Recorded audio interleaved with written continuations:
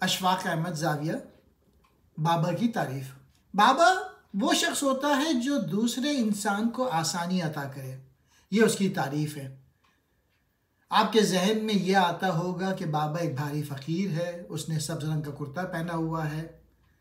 अशफाक अहमद लिखते हैं, मर्द, औरत, बच्चा, बूढ़ा, अधेड़, नौजवान, ये सब लोग कभी ना कभी अपने वक्त में बाबे होते हैं। लहमाती तौर पर एक दफ़ा कुछ आसानी अता करने का काम किया और कुछ मुस्तक़िलन इख्तियार कर लेते हैं इस शेवे को, और हम उनका बड़ा एहतराम करते हैं। मेरी ज़िंदगी में बाबे आए हैं और मैं हैरान होता हूँ कि ये लोगों को आसानी अता करने का फ़न किस खूबी से, किस सलीक़े से जानते हैं। मेरी ये हसरत ही रही कि मैं इस उम्र को पहुँच गया, मैं अपनी तरफ से किसी को ना आसानी अता कर सका ना दे सका, और मुझे डर लगता है कि ना ही आइंदा कभी इसकी तवक्को है। जब हम 3rd ईयर में थे तो करपाल सिंह हमारा साथी था। हम उसको करपाला सिंह कहते थे। बेचारा ऐसा ही आदमी था जैसे एक पंजाबी फोक गाने वाला सिख होता है। लाल रंग का लिबास पहन के बहुत टेढ़ा होके गाया करता। एक रोज़ हम लाहौर के बाज़ार अनारकली में जा रहे थे तो स्टेशनरी की दुकान के आगे फ़कीर था। उसने कहा, बाबा अल्लाह के नाम पे कुछ दे दो। तो मैंने कोई तवज्जो नहीं दी। फिर उसने करपाल सिंह को मुखातिब करके कहा, ए बाबा साईं कुछ दे। तो कहने लगा कि भाजी इस वक्त कुछ है नहीं, और उसके पास वाकई नहीं था। तो फ़कीर ने बजाय इससे कुछ लेने के भाग के उसको अपने बाजू में ले लिया। कहने लगा, सारी दुनिया के ख़जाने मुझको दे दिए, सब कुछ तूने लुटा दिया, तेरे पास सब कुछ है, तूने मुझे भाजी कह दिया। मैं तरसा हुआ था इस लफ्ज़ से। मुझे आज तक किसी ने भाजी नहीं कहा। अब इसके बाद किसी चीज़ की ज़रूरत बाकी नहीं रही। तो मैसेज यही है कि लोगों को इज़्ज़त से नाम पुकारो, लोगों की इज़्ज़त करो। उन दिनों हम सारे हॉस्टल के लड़के चोरी छुपे सिनेमा देखने जाते थे। तो लाहौर भाटी के बाहर एक थिएटर था और उसमें फिल्में लगती थी। हम गए सिनेमा देखने, रात को लौटे तो अनारकली में बड़ी सख्त सर्दी थी। इतने में एक दर्दनाक आवाज़ आई, एक बुढ़िया की। वो रो रही थी और बार बार कहे जा रही थी, अरे मेरी बहू, तुझे भगवान समेटे, तू मर जाए, मुझे यहाँ डाल गई। बहू और बेटे ने उस बुढ़िया को घर से निकाल के एक दुकान के फट्टे पर छोड़ गए थे। वो दुकान थी जगत सिंह की। हम सब ने खड़े होकर तकरीर करना शुरू कर दी। इसका आखिरी वक्त है और बेटा भी कितना जालिम था, इसकी बहू भी देखें कितनी जालिम थी कि उठा के उसको डाल गए। ये क्या नया तरीक़ा है। हमने क्या देखा, करपाल सिंह वहाँ से गायब हो गया।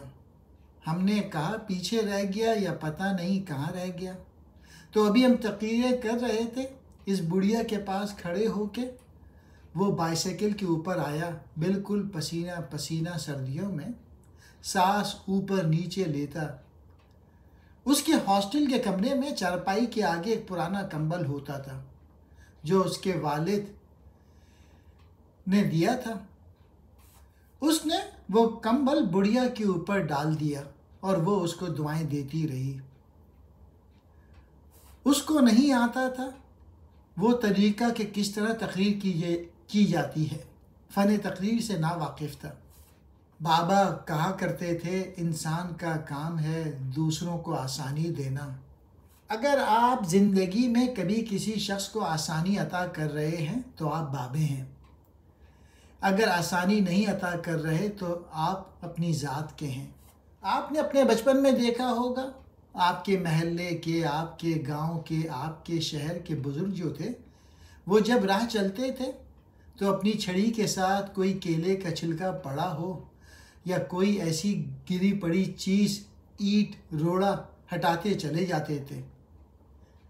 मायूसी, ये जो मायूसी का भंवर होता है, ये बड़ा जालिम गर्दाब होता है। इसके किनारे किनारे पर आदमी घूमता रहे तो बचने की कुछ उम्मीद होती है, लेकिन जब बहुत गहरा उतर जाए तो फिर बचने की कोई आस बाकी नहीं रहती। मैं अभी एक ऐसी महफिल से उठकर आया हूं जहां नौजवान लड़के और लड़कियां अपने मौजूदा हालात पर तबसरा कर रहे थे और उनके अंदर मायूसी और नाउम्मीदी की वैसी कैफियत पैदा हो गई थी जैसी कि किसी ज़माने में जब हम उनकी उम्र में थे। हमारे ज़माने में चूंकि कोई साइकाट्रिस्ट, कोई डॉक्टर, कोई माहिर नफ्सियात नहीं थे, इसलिए हम अपने दुख का मदावा करने के लिए उन बड़ों की तरफ भागते थे जिनके पास कोई ऐसा पोशीदा नुस्खा ज़रूर मौजूद होता जिसको आप हमारा बाबा कह लें तो वह हमारी मुश्किलात के हल ढूंढ कर हमें दे सकते थे। जब हम बाबों से पूछते थे कि आप ऐसा नुस्खा कहाँ से हासिल करते हैं, तो वो कहते थे कि आप भी ये फ़न तिबे रूहानी का इल्म सीख सकते हैं, इसको सिर्फ खोलना होता है और उसके हवाले कर देना होता है। हम बड़ी गहरी मायूसी के दौर से गुजर रहे हैं, तो उन्होंने कहा आपको कम से कम मायूस होने का और नाउम्मीद होने का कोई हक नहीं है। वो लोग जो आपसे पहले गुजर गए या जिनका कोई नामो निशान बाकी ना रहा, जिनके बारे में लोग जानते नहीं हैं या जिनका सफ़े हस्ती पर कोई मवाद तहरीर नहीं, उनको तो मायूस होने का हक है, लेकिन आपको हक नहीं। बाबे कहते थे आप इतनी अरफा कौम हैं और आपके इर्द गिर्द चलने वाले, ये तांगे वाले, वेल्डिंग करने वाले, ये लोहार, ये प्रोफेसर, ये डॉक्टर, ये सारे के सारे अगर ये मौजूद हैं, अगर आज हैं, तो कुदरत छाट छाट कर उनको लाई है और कुछ लोगों को अपनी छलनी में से गुजारते हुए ले आई, तो आप कैसे मायूस हो गए? बड़ी बेहयाई की बात है कि अगर आप मायूस हैं, नाउम्मीद हैं या नामुरादी में दाखिल हैं, बावजूद इसके कि अल्लाह बार बार फरमाता है मेरी रहमत से नाउम्मीद ना होना, इसमें बड़ा कोई राज है। तो फरमाया है फरमाने वाले ने कि चूंकि आपकी ज़िंदगियों में ख्वाहिश, आरजू, डिज़ायर इतनी गहरी उतर चुकी है कि आप सवाए मायूसी की बैटरी का चार्ज लेने के इस डिज़ायर को रख लेते हैं, क्योंकि हर लम्हे आपके अंदर किसी न किसी शय की ख्वाहिश पैदा होती है और वो ख़त्म नहीं होती, इसलिए आप मायूसी के साथ चलेंगे। जब ख्वाहिश कम होती चली जाएगी और आपकी वो जायज़ डिज़ायर्स आपके साथ रहेंगी, वो ख्वाहिशें रहेंगी, वो आरजुएँ रहेंगी जो कि रहनी चाहिए, फिर आपको कभी मायूसी नहीं होगी। आपको पता है, बाबे कहते हैं कि बुलबुल को पता नहीं होता कि मौत आ रही है, वो गाना गा रही होती है और मौत आ जाती है। आप हर रोज़ मरते हैं, हर रोज़ खौफज़दा होते हैं, खौफ के मारे आपका दम वक्त से पहले ही निकला होता है। चिड़िया को उसका नहीं पता, घोड़े को नहीं पता, शहर को नहीं पता, वो बड़े मज़े से आज़ादी के साथ चले जाते हैं, क्योंकि उनके अंदर ये डिज़ायर नहीं है जो हमारे अंदर इश्तिहाल पैदा करती है, ये हमारे अंदर तस्वीर पैदा करती है। तस्वीर हमारे यहाँ मना है और आम तौर पे समझदार सियाने बड़े कहते हैं ये क्यों मना है। तस्वीर आपके अंदर ख्वाहिशात का बहुत बड़ा ज़रिया है। मसलन आप बहुत आले दर्जे के साबुन से नहीं नहा सकते, तो लाल साबुन है ना, तो उससे नहा सकते हैं, इसमें कोई ऐसी खराबी की बात नहीं। नाशुक्रा इंसान, कुछ चीज़ें जो खुदा की तरफ से होती हैं हम उसे अल्लाह की मसलहत कहकर अपने आप को तसल्ली देने की कोशिश करते हैं और इसके सिवा चारा भी नहीं होता। अगर आप गौर करेंगे तो मुश्किलात इतनी ही शदीद होती हैं जितना कि आपने उनको बना दिया होता है, और वो आपकी सारी ज़िंदगी का एक हिस्सा होती हैं, सारी ज़िंदगी नहीं होती। बंदा ये समझता है कि ये सारी की सारी मेरी ज़िंदगी है और वो बर्बाद हो गई, तबाह हो गई। एक बादशाह के अहद में एक गरीब आदमी था, गांव का रहने वाला, लेकिन वो सूफ़ी था, बहुत ही गरीब आदमी। रूहानियत से उसका गहरा ताल्लुक़ था। उस गरीब आदमी के पास एक खूबसूरत घोड़ा था, आला दर्जे का घोड़ा। दुनिया उसे देखने के लिए आती। उसने बड़े प्यार के साथ अपने घर के करीब एक छोटे से स्तबल में रखा हुआ था। उसका इश्क और कुछ नहीं था, उसके पास इस घोड़े के अलावा और कुछ नहीं था। बादशाह वक्त को पता चला कि एक घोड़ा उसके पास है जो कि बहुत आला दर्जे का है, तो ये हासिल करना चाहिए। तो बादशाह अपने हवारियों के साथ, अमीरों वजीरों के साथ उसके पास आया। कहने लगा, ए फकीर, मांग क्या मांगता है इस घोड़े के बदले? उसने कहा, हुजूर, ये बिकाऊ माल नहीं, ये बेचा नहीं जा सकता। बादशाह ने कहा, नहीं, हम तुझे मुंह मांगी कीमत देंगे। आधी सल्तनत ले ले, घोड़ा मुझे दे दे। उसने कहा, जनाब आली, मैंने बताया कि इसका मोल कोई नहीं। अगर ये बिकने वाली चीज़ होती तो मैं दे देता, लेकिन ये बिकने वाली चीज़ नहीं है। तो बादशाह ने कहा, अच्छा, तेरी मर्जी। जब बादशाह चला गया तो गांव के लोगों ने कहा, तू कितना नालायक, बेवकूफ़ और कितना जाहिल है कि बादशाह वक्त तेरे पास आया, उसने आधी सल्तनत ऑफ़र की। अगर जालिम तुझे मिल जाती तो हम भी मज़े करते, सारे गांव के मज़े होते, तू हमारा बादशाह होता।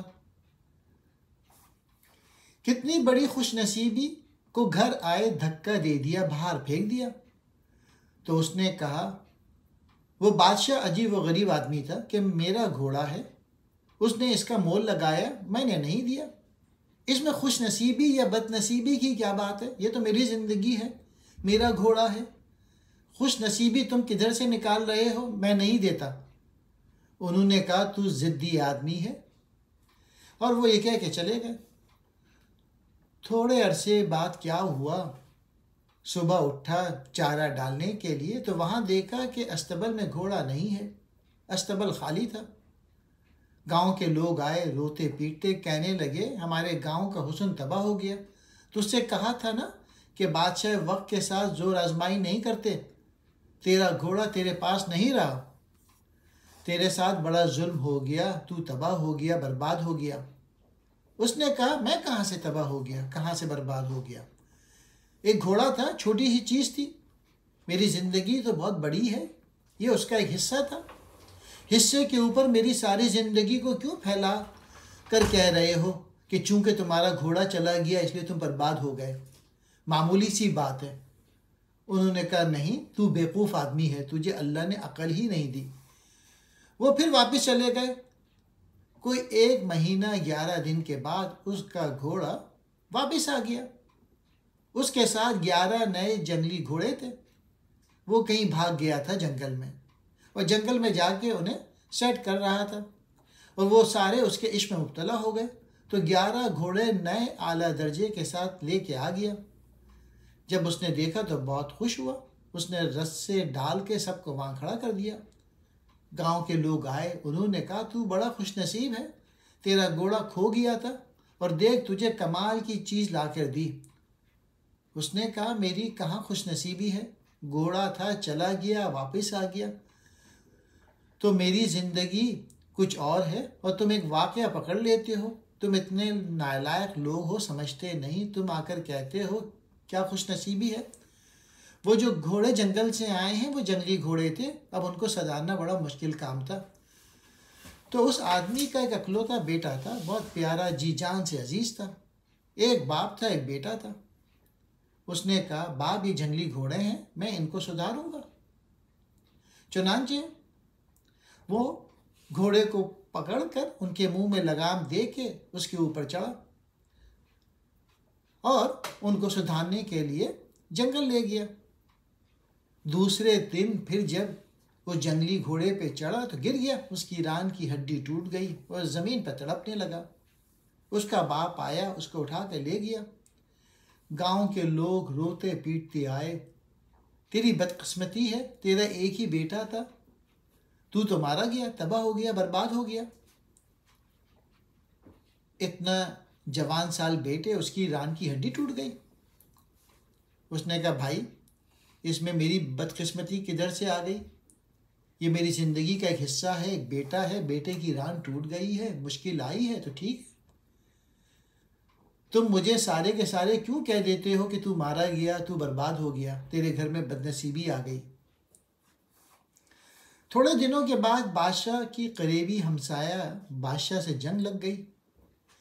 जंग तूल इख्तियार कर गई तो बादशाह वक्त को जबरी भर्ती की जरूरत पड़ी। उसने गांव-गांव में नौजवान बच्चों को ज़बरदस्ती भर्ती कर लिया। जितने खूबसूरत तगड़े मजबूत बच्चे थे उनको कान से पकड़ कर जंग में ले गए। उसके बेटे की टांग टूटी हुई थी, वो किसी काम का ही नहीं था, वो उसे छोड़कर चले गए। गांव के लोग उसके पास आए, कहने लगे, यार हमारे तो प्यारे बेटे थे, सबको हाँक कर ले गए, तू बहुत अच्छा रहा, खुशकिस्मत है। उसने कहा, यार तुम बंदे इस काबिल नहीं हो कि तुम्हारे साथ रहा जाए। ये गांव ही नालायक लोगों का है जो ज़िंदगी के एक छोटे से हिस्से को सारी ज़िंदगी में फैला के उसका नतीजा निकाल देते हैं। तो मैं माफ़ी चाहता हूँ, मैं तुम्हारे दरमियान नहीं रहूँगा और मेरी और तुम्हारी जुदाई है। चुनांचे वो अपने घोड़े और बेटे को लेके किसी और गांव चला गया। इसका यह फ़लसफ़ा चीनी फ़लसफ़ा है, दायरे का एक बहुत बड़ा हिस्सा बनाकर ज़िंदगी को समझने और जांचने के लिए कभी मत कहिए। आपकी ज़िंदगी में अगर कोई बुरा वाक़या हुआ है, कोई एक धब्बा आया है कि वो सारी की सारी आपकी ज़िंदगी पर मुहित हो गया है। लेकिन इंसान का ये ख़ासा है कि जब ज़रा सी तकलीफ़ पड़ती है तो वह चीखता चिल्लाता है। जब ज़रा सी खुशी का लम्हा आता है वो उसको भी फैलाता है कि मैं सारा का सारा खुश हो गया हूँ। हालांकि इसमें खामियां, कमज़ोरियां, कोताहियां बदस्तूर मौजूद होती हैं।